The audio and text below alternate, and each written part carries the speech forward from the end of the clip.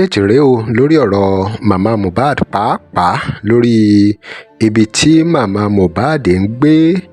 Bukky Jesse ló fi ọ̀rọ̀ yìí síta lórí wọ́n ṣe make believe video kan, fídíò awúrúju kan láti sọ pé màmá Mohbad pé ìyà ń jẹ wọ́n nǹkan káwọn èèyàn lè dáwó fún wọn. Ní Bukky Jesse wá ti jáde báyìí ló ti jáde pé ẹ wo make believe video lásán ni fídíò tí wọ́n ṣe fún màmá Mohbad pé wọ́n rí wọn tí wọ́n ra nǹkan ní Sango. Pé Sango gan náà ni màmá Mohbad ń gbé. Ẹ wo kí nìdí tí Bukky Jesse ṣe gbé ọ̀rọ̀ yìí síta ló ní òun wá clarify àwọn nǹkan kan ni. Ẹ wo ọ̀rọ̀ pọ̀ nínú ìwé kọ́bọ̀ pàápàá lórí ọ̀rọ̀ Mohbad. Nínú fọ́nrán yìí náà ni Bukky Jesse ti fi ọ̀rọ̀ ránṣẹ́ sí Wunmi ìyàwó Mohbad pé kó lè gba lẹ́tà tí wọ́n ní fún un láti court pàápàá lórí ọ̀rọ̀ DNA. Kí ló fà á tí Wunmi fúnra ẹ̀ ò ṣe fẹ́ gba lẹ́tà gẹ́gẹ́ bí Bukky Jesse ṣe sọ? Kí ló fà á táwọn èèyàn ní Wunmi sá fún DNA? Kí ló ṣẹlẹ̀ gangan? Kí ni àṣírí tó wà láàrin Wunmi àti màmá Mohbad? Ọ̀rọ̀ rèé o, nǹkan kì í ṣẹ̀ṣẹ̀ ràgó. Ẹ já gbóhùn lẹ́nu Bukky Jesse.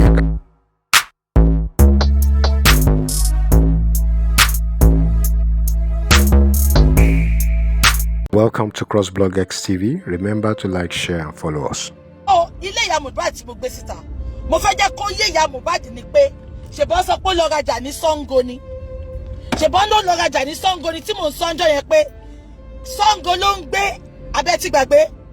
Wọ́n ní ó lọ ra nǹkan ní Sango ní kíní kan. Mo ní Sango ló ń gbé pé fídíò tán ṣe yẹn make believe ni. Ṣé ń gbọ́ mi? Mo ní Ẹlẹ́dẹ̀ Ọlábánjí tó fẹ́ jalè ló ní kó lọ ṣe fídíò yẹn kán ba lè dáwó fún wọn. Ṣé gbogbo yín rántí? If I'm not mistaken. Ṣé rántí? Mo dẹ̀ ní màá gbé fọ́tò ẹ̀ wá, màá gbé wá. Mo dẹ̀ gbé wá síta nìyẹn. Ìyá Mohbad wá bọ́ta. Ó sọ pé tí nǹkan bá ṣe òun ipe kan mú èmi ṣáyé lórí ọ̀rọ̀ màmá Mohbad àti Wunmi. Kí ni mo fẹ́ fi ẹ́ ṣe? Kí ni mo fẹ́ fi ẹ́ ṣe? So mo fẹ́ àmọ́ ẹ̀ sìn. Màá wá gbé síta. Ọmọ come for you silently ni. Èmi ní gbé kankan síta. Èmi kàn fẹ́ jẹ́ kó yé pé satellite mi gbogbo bí ló wà. Ilé Wunmi ló kù tí máa gbé síta fún yín sìn. Because kí ló dé tí mo dẹ̀ ṣe gbé kíní síta ni pé wọ́n wá Wunmi wọ́n fẹ́ fún ní lẹ́tà. Wọ́n ò rí Wunmi. Tá bá ṣá gbélé ìyá Mohbad síta. Á ṣá fún wa níbi tí Wunmi wà. Wunmi ṣá ń lọ síbẹ̀. Àbí kan tí mo sọ yé yín. So ìyá Mohbad gbogbo lórí burúkú ẹkún tó ń sùn yẹn. Ọgbọ́n tẹ fẹ́ fi yẹran jẹ láwo ni. Ó tún wówó. Ẹ tún wówó tán máa dá fún yín. Ó fẹ́ mú fùkúrò bẹ́ẹ̀. Mo gbọ́ tó lórí burúkú ẹ sọ pé mọ́tò wa ń wa ẹ̀ ń bẹ̀ ṣáyé ẹ fẹ́ bàjẹ́ ni. Kí ló kọ́ tèmi àti ẹ náà? Ó máa ń pàtàkì ara ẹ̀ gan ṣá. Àwọn mọ́tò ń páàkì síwájú ilé ẹ̀. Ìjọba ò ní tiẹ̀ ṣe jẹ́. Wọ́n lọ páàkì síwájú ilé Wunmi. Wọ́n lọ páàkì síwájú ilé Àdúrà. Wọ́n lọ páàkì síwájú ilé Ìdàróṣà. Ìwọ ni ṣé wọ́n ni ìwọ ló kéré jù nínú priority nǹkan tó ń ṣẹlẹ̀. Ìwọ ló kéré jù. Mo ti rí ẹ lóníjẹkújẹ. Mo ti rí ẹ pé kò ṣẹjú ẹ náà. Inú ìgbèkùn ayé tí Wunmi dí ẹ mú àtìyá ẹ. Kójú ẹ tó ká ń bẹ̀ ó máa pẹ́. Àbúrò ẹ náà sọ̀nà. Ó ní bàbá Mohbad náà ti wà nínú ìgbèkùn yẹn rí. Ọlọ́run ló bá wọn yọ kúrò ńbẹ̀. So kí ni tèmi àti ẹ tó wá sọ pé tí nǹkan bá ṣe ẹ́ àwọn èèyàn ti wá páàkì síwájú ilé ẹ wọ́n wá ń ṣọ́ ẹ lójoojúmọ́ jọ kí ó máa attach importance síra ẹ náà. Ṣó lórí burúkú ni ẹ ni? Kí ló kèmi àti ẹ? Ṣùgbọ́n ó sọ pé ò gbé Sango. Mo dẹ̀ sọ pé ò ń gbé Sango. Wọ́n ní kọ́ ni mò ń pàjọ́ yẹn pé nǹkan tó ṣe kò ń ṣe make believe. Mo dẹ̀ sọ pé Sango ló ń gbé. Mo ní Ọ̀tà ló ń gbé ní Bells. Mo ti sọ gbogbo bí ìkọ̀dárúkọ street ẹni. Mo dẹ̀ fẹ́ jẹ́ kó yé pé sẹ́ ẹ lè sá fún anybody o ò lè sá fọ́lọ́run. If I want to come to anybody there in Nigeria, I will come and bring you out. Update rèé o lórí ọ̀rọ̀ màmá Mohbad àti Wunmi. Because o ṣe party níjọ́ Saturday. Ṣùgbọ́n wọ́n fẹ́ fún ẹ lẹ́tà sí pé kó wá sí court kó wá sọ ọ̀rọ̀ nípa bí wọ́n ṣe máa ṣe DNA. Òun sáwọn ọ̀rí lẹ́tà fún ẹ. Ẹ jọ̀ọ́ tó bá ti rí lẹ́tà fún lọ́ọ̀yà tó bá ti rí lẹ́tà fún Wunmi bó ṣe ṣe fún Àrífánlá bẹ́ẹ̀ ni kó ṣe fún Wunmi kó lọ arrest ẹ̀ bí tó bá ti rí kó arrest ẹ̀ kó dẹ̀ fún ní lẹ́tà ní police station.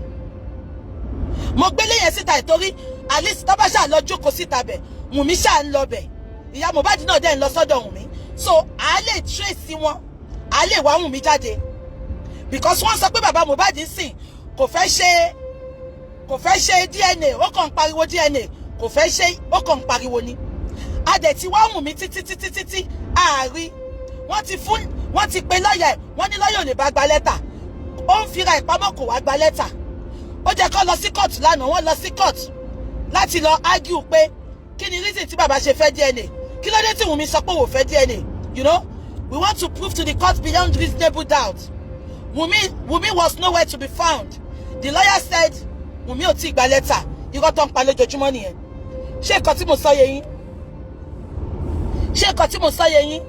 oh shit I think I've missed my way ṣé nǹkan tí mo sọ yé yín now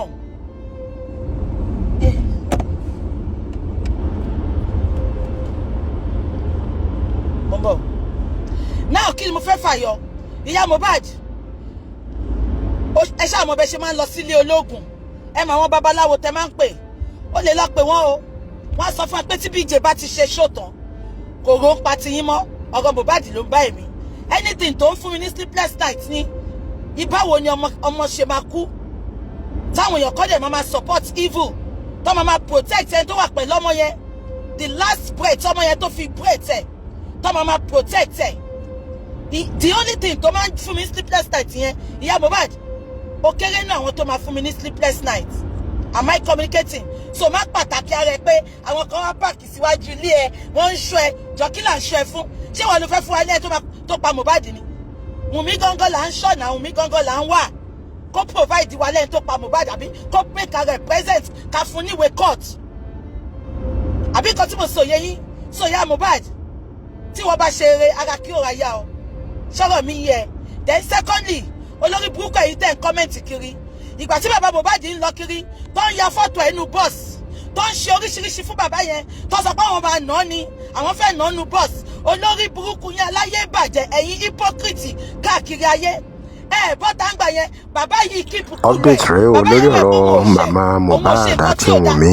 ẹ̀yin ya fọ́tò bàbá yẹn kiri kò sí nǹkan tá ìṣe fún bàbá yẹn today ṣe ń pé èèyàn kan tó súnmọ́ mi ó láti lọ ra mọ́tò fún bàbá yẹn ó láti lọ ra mọ́tò fún for the protection of that man am I communicating gbogbo yín ẹ̀rí yẹn sọ́ngbà yẹn ẹ̀ sọ pé ta ni bàbá iṣẹ́ kí ni tó fẹ́ pa bàbá yìí tí bàbá yìí bá kú is it just because that man is not coming out to talk is it just because we are telling that man to keep his cool ipe gbogbo ẹ̀ máa wá da ẹ má sọ̀rọ̀ kọ́ má turi sọ ṣé torí bàbá yẹn ń dákẹ́ just because ìyá Mohbad she is perfect in acting kó tó ṣe kékeré Wùnmí àti tí bọ́ta kó lọ sunkún ṣé torí bàbá yẹn náà sọ̀rọ̀ ìgbà tẹ́ gbé bàbá yẹn tẹ́ ń ṣọ́ kiri tẹ́ ń ya fọ́tò ẹ̀ kiri inú mọ́tò olórí burúkú yẹn ẹ̀ pé Sanwó-Olú ńgbà yẹn ẹ̀ pé Tinubu ẹ̀ pé Rẹ̀mí Tinubu àsán kọ́kọ́ bàbá ò sunkún síta wọ́n ra mọ́tò fún for his protection bàbá yẹn tún sọ pé wọ́n wá sínú ilé òun kò sẹ́ni tó sàn kọ́kọ́ láàrin ìwà náà láti wọ́n bá ṣe máa move bàbá yẹn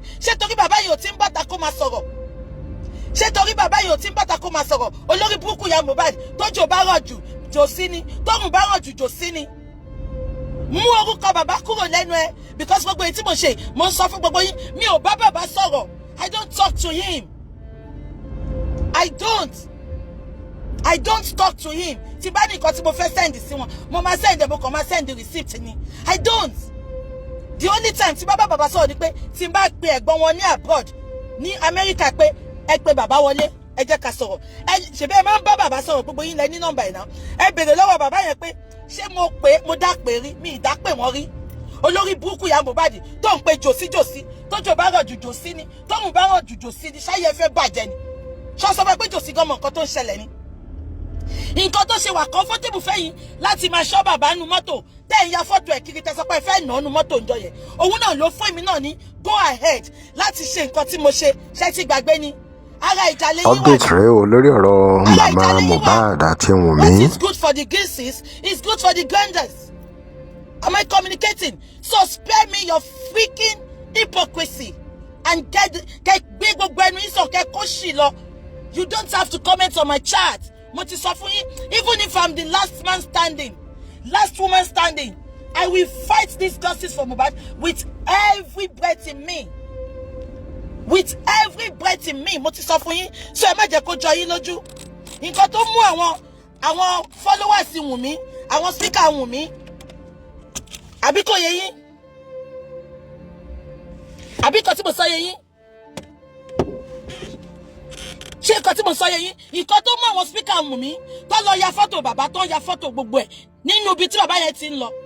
Owó tó yẹ ká fi ṣe nǹkan fún bàbá yẹn, wọ́n lọ fi ra mọ́tò fún bàbá yẹn gbà yẹn. Wọ́n lọ fi ra mọ́tò fún bàbá yẹn gbà yẹn because ẹ̀ ń stock ẹ̀ ń trailer ẹ̀ ń ya fọ́tò ẹ̀ kiri. Èmi náà wá ṣe fún yín padà, mo dá padà fún yín, mo dẹ̀ dá padà torí pé a tún wá Wùnmí ni. Tá bá gbélé síta Wùnmí àṣà lọ́bẹ̀, ìyá Mohbad yà sọ fún wa bí tí Wùnmí wà. Ó ti pẹ́, ó ti lé ní oṣù kan àbọ̀ ńsìn, kò síbi tó ti wá Wùnmí dé. Àrí Wùnmí fún lẹ́tà. Wọ́n lọ sí kóòtù fún DNA proceeding lánàá. Lọ́yà sọ pé wọ́n ti fún Wùnmí lẹ́tà, ẹ wo rọ́tọ́ ń pa. So if she cannot provide herself, alternatively, we go to Mohbad's mother's house and give her the letter. Tí kóòtù bá gbà wọ́n láyè. So ẹ jọ̀ọ́ kí ni mo ṣe tí ẹ ń sọ, tí gbogbo yín sunkún kiri, tẹ́ ń ṣe orí burúkú kiri. Ṣé mi rí yín ni? Ṣé mi rí yín ni? Explanation nǹkan mi jẹ́ yín. Àwọn olólùfẹ́ mi ni mo jẹ́ explanation yìí. Mi jẹ́ ẹ̀yin miscreants. Mi jẹ́ ẹ̀yin olórí burúkú. Àbí kò yé yín? Àwọn supporter Wunmi, wọ́n sọ pé wọ́n fẹ́ ṣe èrè ni. Especially olórí burúkú, ìyá àbíkú àti jókòó ti PayPal. Ṣé bọ́ sọ pé àwọn fẹ́ mú oríṣiríṣi wá láti fi wá justice fún Wunmi ni. Ẹ jẹ́ ká continue now. Drop your comment. Remember to like, share and follow us. Thanks for watching.